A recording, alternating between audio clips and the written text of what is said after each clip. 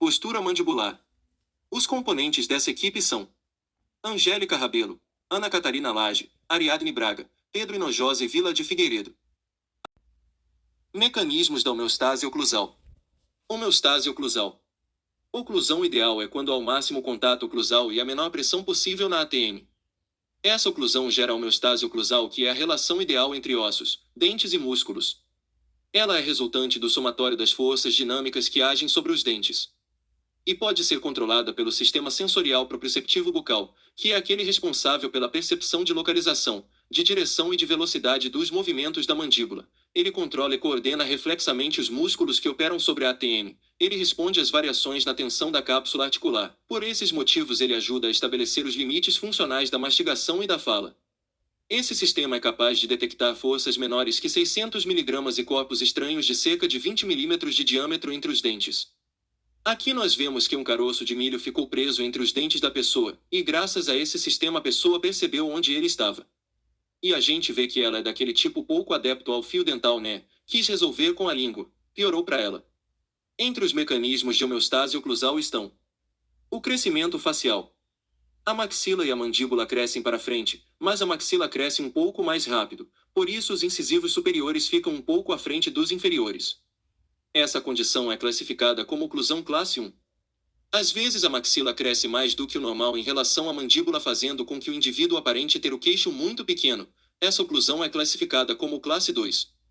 Já nos casos em que a mandíbula cresce mais que a maxila, a pessoa aparenta ter o queixo grande e a oclusão é classe 3. Como foi dito anteriormente, a mandíbula é muito importante no equilíbrio corporal, pois além de gerar movimentos compensatórios durante a locomoção, sua relação muscular com o osso hioide e a condição da ATM interferem na respiração, na capacidade motora e na força cervical. Assim, essas más oclusões podem contribuir para alterações posturais em todo o corpo, como é observado na figura apresentada. A movimentação dentária. Para que ela ocorra, são necessários dois pré-requisitos: a presença de tecido mole entre o dente e o osso alveolar e o remodelamento ósseo, para permitir o movimento do dente através do osso alveolar. Na migração dentária fisiológica, os dentes se movem durante toda a vida do indivíduo, tendendo à região mesial. Essa migração ocorre subgingivalmente. Já a movimentação ortodôntica é mais rápida devido à aplicação de uma força no ligamento periodontal. As forças oclusais e as forças que atuam sobre os dentes também influenciam na movimentação dentária. Forças oclusais podem ser produzidas tanto pela erupção e deglutição, que costumam ser constantes, quanto pela mastigação. A força mastigatória média é de 3 a 12 kg, mas isso depende dos hábitos alimentares e da cultura em que cada indivíduo está inserido. Os esquimós, por exemplo, têm força média de até 36 kg, já que eles costumam se alimentar apenas de carne crua, porque na região em que eles vivem o cozimento dos alimentos ia demorar muito e lá é muito frio para o cultivo de plantas que possam servir de alimento. Forças que atuam contra os dentes. O dente é posicionado entre dois grupos musculares ativos, os músculos das bochechas de um lado e a língua de outro. Se esses dois grupos musculares se mantêm em equilíbrio, a posição do dente permanece estável. Mas algumas forças podem atuar contra esses dentes e retirá-los da homeostase oclusal. Por exemplo, a interposição da língua. A língua pode empurrar os dentes e eles mudarem de posição. A sucção digital. Uma criança que tem hábito de usar chupeta ou ficar com o dedo na boca, ela pode entortar os dentes, deixando a mordida aberta, como na figura aqui do lado. Ou então isso pode gerar um retrognatismo mandibular, prognatismo maxilar. A musculatura labial superior pode ficar hipotônica e a inferior hipertônica. Pode acontecer uma atresia do palato, que é aquele palato estreito, profundo. O uso de aparelhos ortodônticos também é uma força que age sobre os dentes.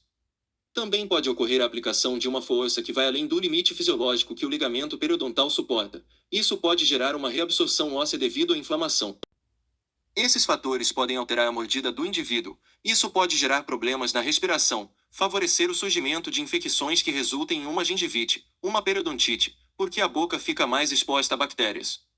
E para recuperar o equilíbrio é necessário reestabilizar essas forças que agem contra os dentes. Como recuperar a homeostase oclusal? Restaurações. Entre as formas de recuperar a homeostase oclusal estão as restaurações. Quando um dente tem uma grande perda da sua estrutura, é necessário restaurá-lo para manter a homeostase. Próteses dentárias. Às vezes se recorre às próteses dentárias. Aqui nós temos alguns tipos de prótese dentária.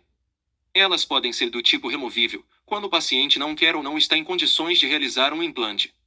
Essa prótese removível pode ser parcial ou total e é feita de material plástico ou metálico.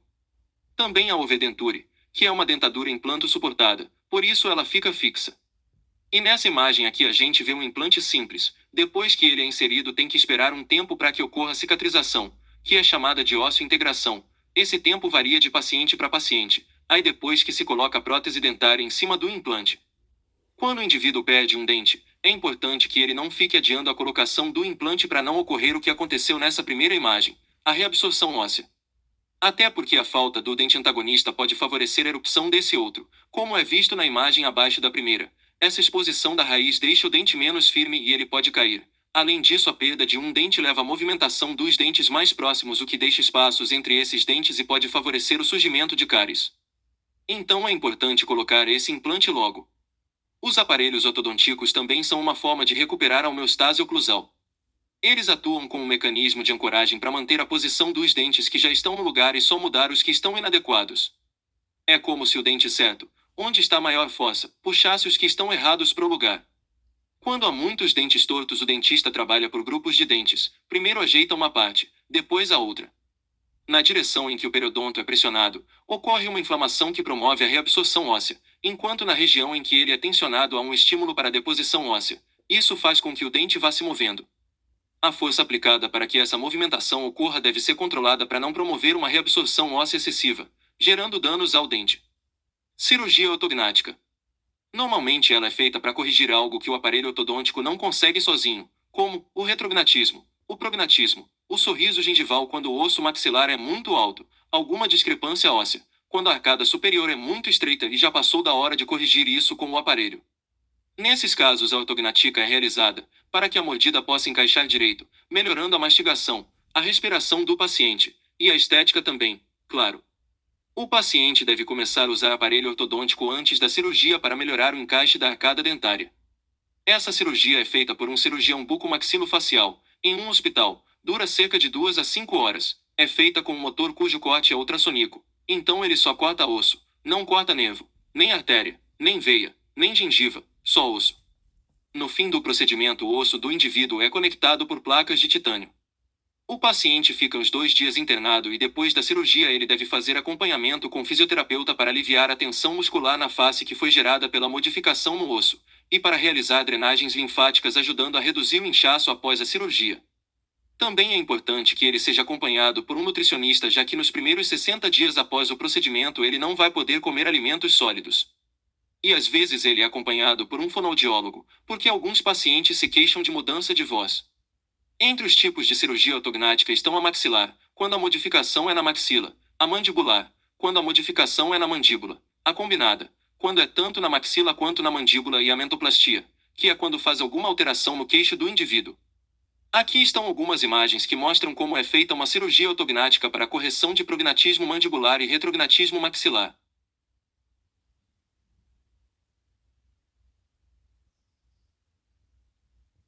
Referências.